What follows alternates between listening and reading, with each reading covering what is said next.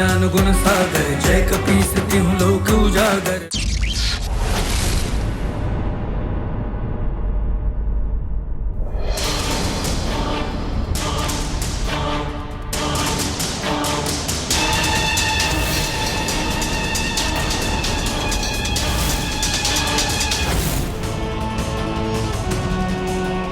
ये तो अनर्थ हो गया।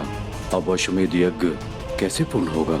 कुश, तुम्हारी युक्ति सफल हो गई। देखा हमारा शौर्य। अश्व को मुक्त कराने के स्थान पर आप स्वयं ही बंधन में बंध गए। अब तो आप भी ये समझ गए होंगे कि माता सीता के त्याग के पश्चात श्री राम एवं उनके सभी योद्धा विजय श्री खो चुके हैं। अब कपिश्रेष्ठ हमें अश्व ले जाने से नहीं रोक पाएंगे। चलो लव। प्रतीत हो रहा है जैसे प्रभु श्री राम के परिवार के मिलन की घड़ी अब निकट ही है, क्योंकि मुझे प्रभु के यहाँ आने का आभास हो रहा है। प्रभु के रथ की ध्वनि सुनाई दे रही है।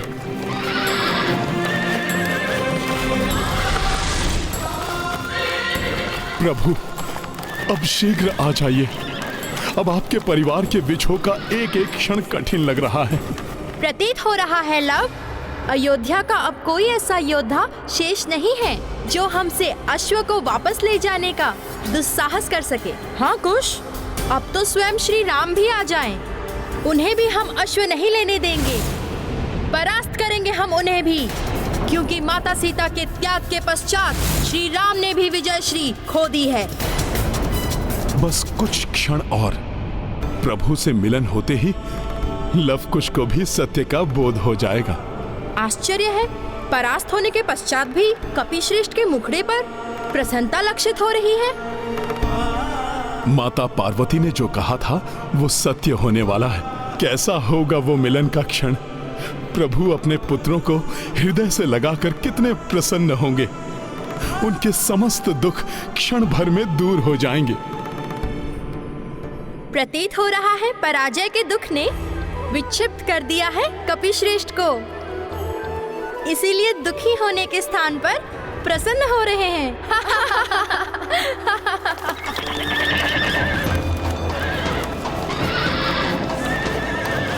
माता सीता की पूजा फलित होने ही वाली है।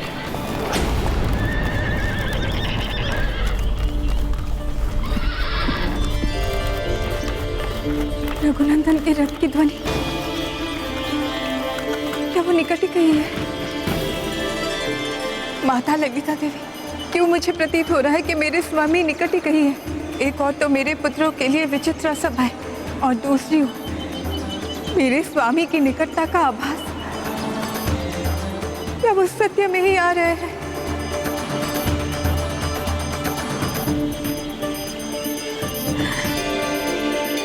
स्वामी, मेरे प्राण वल्लभ,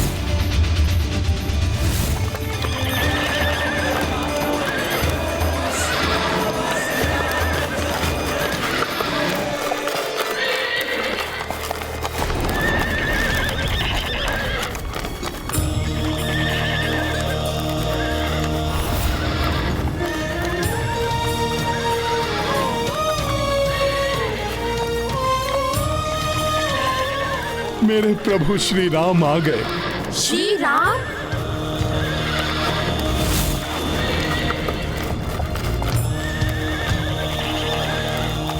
अच्छा हुआ, पिता को देखते ही पुत्रों का आवेश शांत हो गया। ये सब आपकी ही महिमा है प्रभु।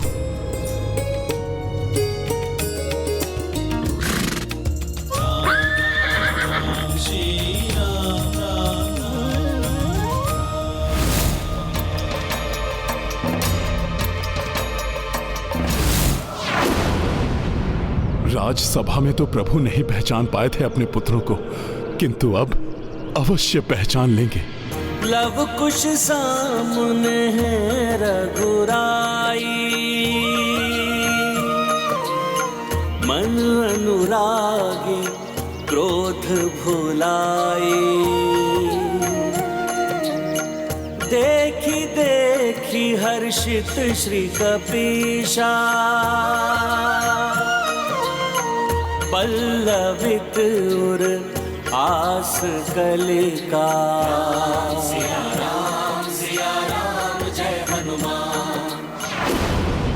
लव, श्री राम स्वयं आए हैं अश्व को लेने।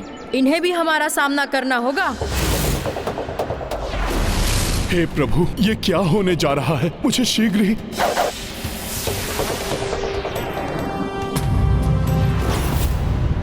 ये प्रणाम है हमारा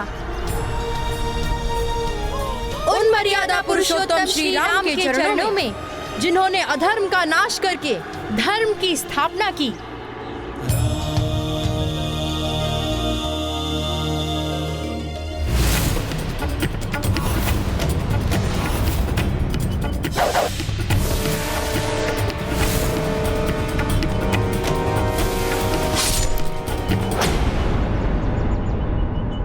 और ये हमारा विरोध है राजा श्री राम से,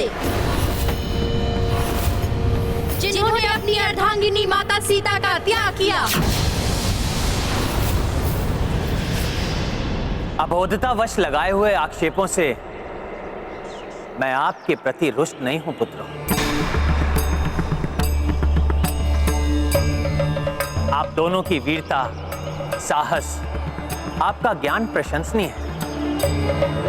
अयोध्या में आपके सुमधुर रामायण गान ने मेरे मन को मोह लिया था।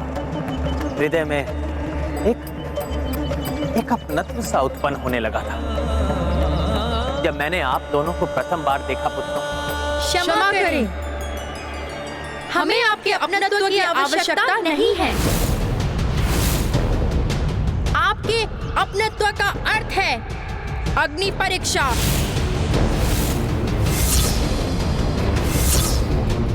आपके प्रति समर्पण का अर्थ है सर्वस्व त्याग। हमें ऐसा अपनत्व, ऐसा समर्पण नहीं चाहिए अयोध्या नरेश। ऐसा मत कहो पुत्र। हमें बार बार पुत्र कहकर क्यों संबोधित कर रहे हैं? क्या आप हमारे पिता हैं? इन बालकों के स्वाभिमान, इनकी वीरता, इनकी बातों से ही पहचान लीजिए प्रभु। सूर्यवंशियों की भांति आचरण करने वाले ये आपके ही पुत्र हैं। इन बालकों का ऐसा स्वाभिमान। सीते, यदि इतने वर्ष हम साथ होते तो कदाचित इनके जैसे ही होते हमारे पुत्र। इतने ही बड़े, ऐसे ही स्वाभिमानी और साहसी। जब आप हमारे पिता नहीं हैं, तो पुत्र बोलकर हमें संबंध के बंधन में बांधने का प्रयास मत कीजिए राजन। हैं, पिता हैं हम आपके।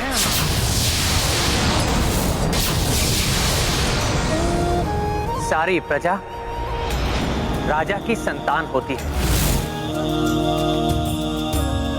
अतः आप ही हमारे ही पुत्र हैं। अयोध्या नहीं, वन है ये, प्रकृति का एक भाग। प्रकृति पर किसी राजा का स्वामित्व, किसी का आधिपत्य नहीं होता। अतः ना तो आप हमारे राजा हैं और ना ही पिता। ये मतभेद और बढ़ जाए उसके पूर्व ही मुझे कुछ करना होगा।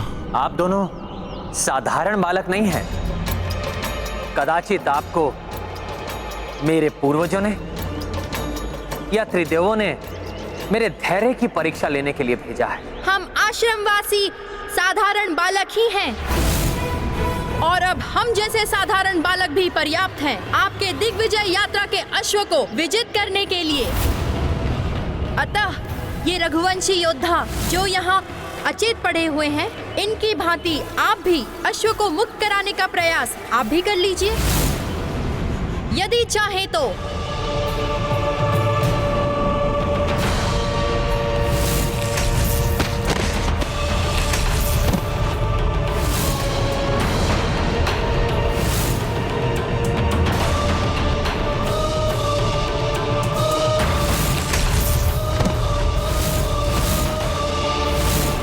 सैनिकों, कह दो अपने अयोध्या राजा से, माता सीता के त्याग के पश्चात प्रभु श्री राम की जय श्री उनसे दूर चली गई है। अब आपके प्रभु की सेना हम दोनों जैसे बालकों से युद्ध करने में असमर्थ है।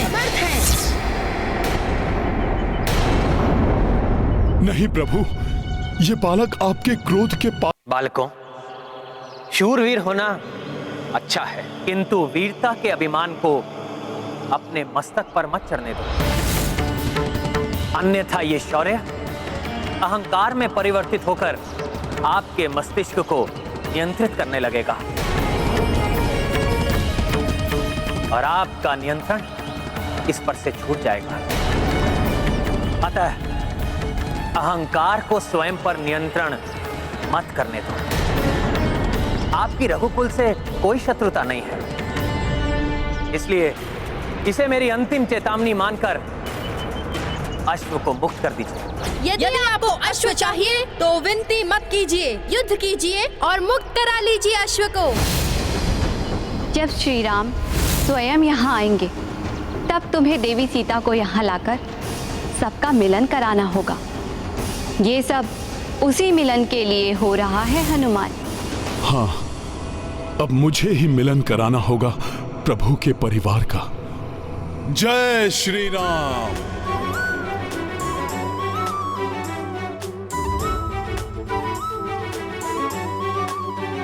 आप दोनों अबोध हैं, इसलिए धनुष उठाने से पूर्व मैं आप दोनों को पुनः स्मरण करा देना चाहता हूं कि मेरे बाण की कोई काट नहीं। मेरे बाणों से ताड़का, कुंभकर्ण और रावण जैसे महाबली राक्षस भी संहार से नहीं बच सके। इसलिए राम बाण की भीषणता को पहचानिए और युद्ध से पीछे हट जाइए। हमें सब ज्ञात है राम बाण के बारे में, और हम ये भी जानते हैं कि जय पराजय मनुष्य के वश में नहीं है। हम योद्धा हैं और योद्धा जो कार्य आरंभ करते हैं उसे अपूर्ण नहीं छोड़ते। अब चाहे स्वयं भगवान विष्णु भी सम्मुख आ जाए हमारे, हम अपने पग पीछे नहीं हटाएंगे।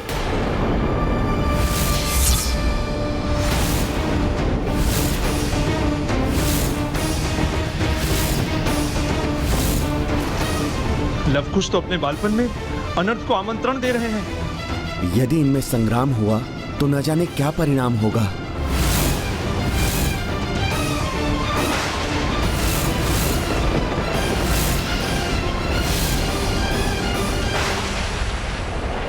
न जाने क्या हो रहा है आज।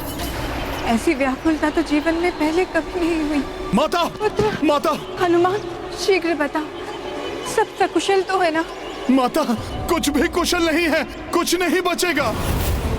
तीनों लोक और 14वां भुवन अपना अस्तित्व खो बैठेंगे माता, यदि शीघ्र ही उन्हें नहीं रोका गया तो। ये क्या कह रहे हो तुम पुत्र? किसे नहीं रोका गया? माता, उस युद्ध को जो शीघ्र ही आरंभ होने वाला है प्रभु श्री राम एवं लवकुश के मध्य।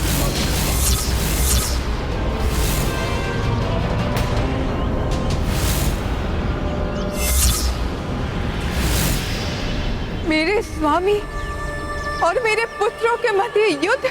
हाँ माता, वे तो पहचान ही नहीं रहे हैं एक दूसरे को। प्रभु सूर्य हैं तो लवकुश उनका ताप, यदि प्रभु सागर है तो लवकुश उसका जल। माता, सूर्य अपने ही ताप को नहीं निकल सकता, सागर अपने ही जल को भला कैसे पी सकता है? माता, अब इस महासंग्राम को केवल आप ही रोक सकती हैं। माता, प्रभु किसी भी क्षण अपने राम बाण का संधान करके लवकुश पर चला सकते हैं।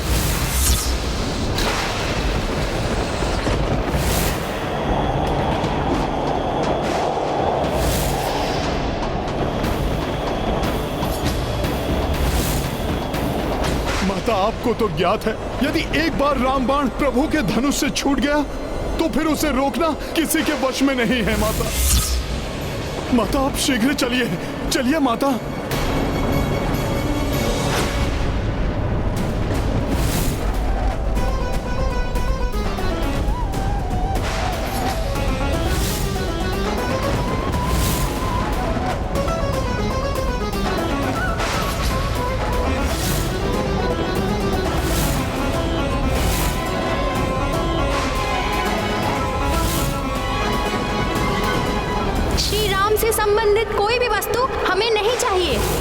हमें नहीं चाहिए।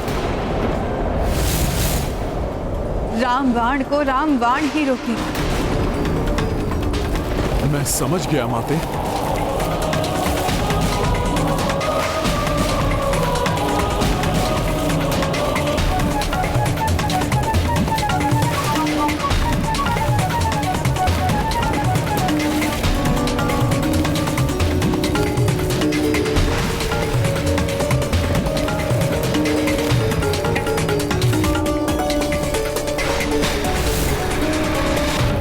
माता, अब आप शीघ्र चलिए।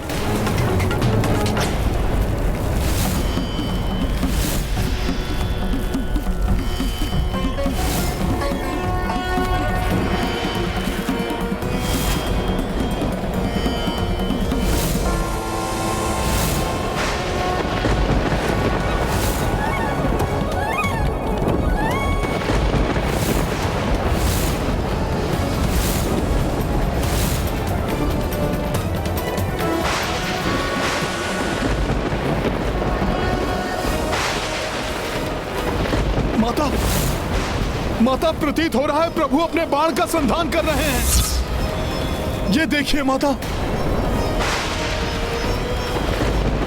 नहीं, मैं ऐसा कदापि नहीं होने दूंगी।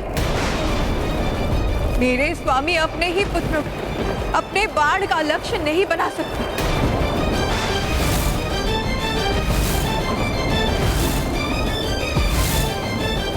मेरे प्रभु, मेरे स्वामी संसार को अधर्म से मुक्ति दिलाने वाले,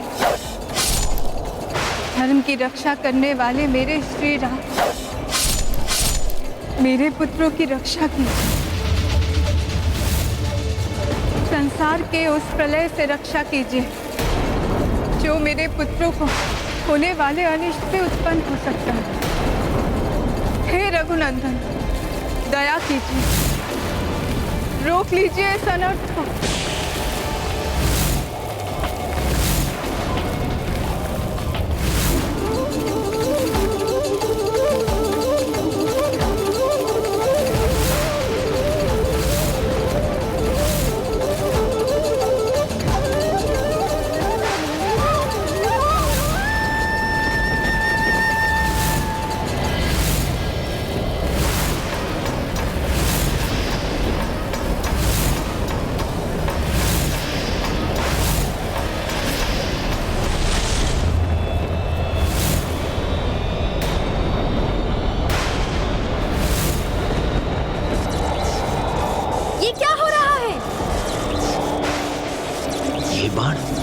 ये यहाँ कैसे? कहाँ से आया ये बाण? किसका बाण है ये? बाण? ये तो मेरा ही बाण है जो मैंने इन बालकों को दिया था।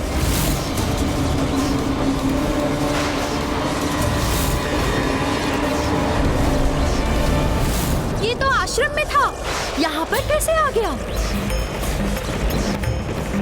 किंतु मेरे अतिरिक्त और कौन कर सकता है इस रामबाण का संधान?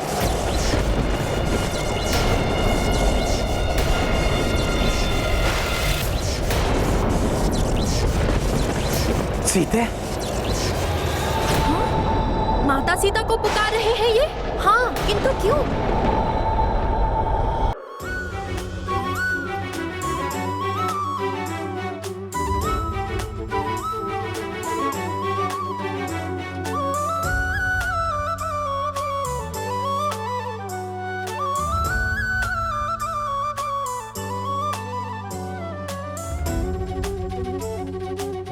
ये कपिश्रेष्ठ वहां कैसे आए? इन्हें तो हमने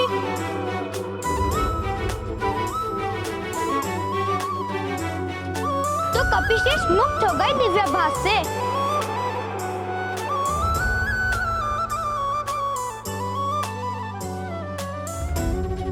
सीते, प्रिय सीते,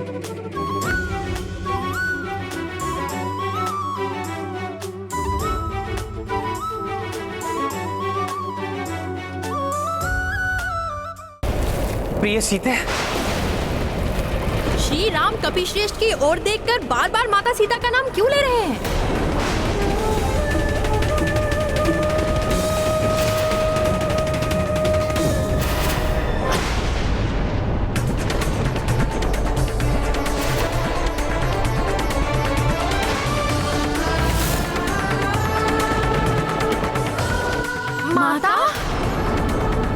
मेरी सीते, ये श्री राम हमारी माता को ये मेरी सीता कहकर क्यों बुला रहे हैं?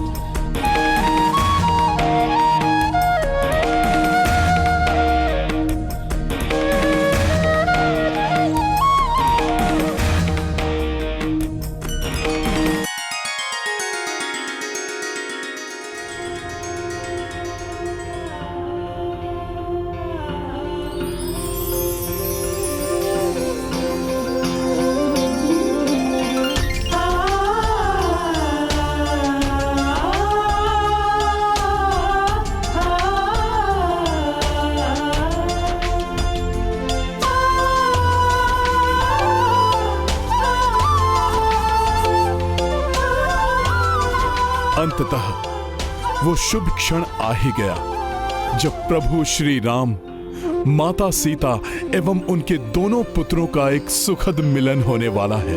दोनों एक दूसरे को इस प्रकार क्यों देखे जा रहे हैं? हमारी माता का श्री राम से क्या संबंध हो सकता है? ये है रामायण, रामचंद्र गुण धाम की, सब सुधि जन करिए कथा श्रवण श्री राम की।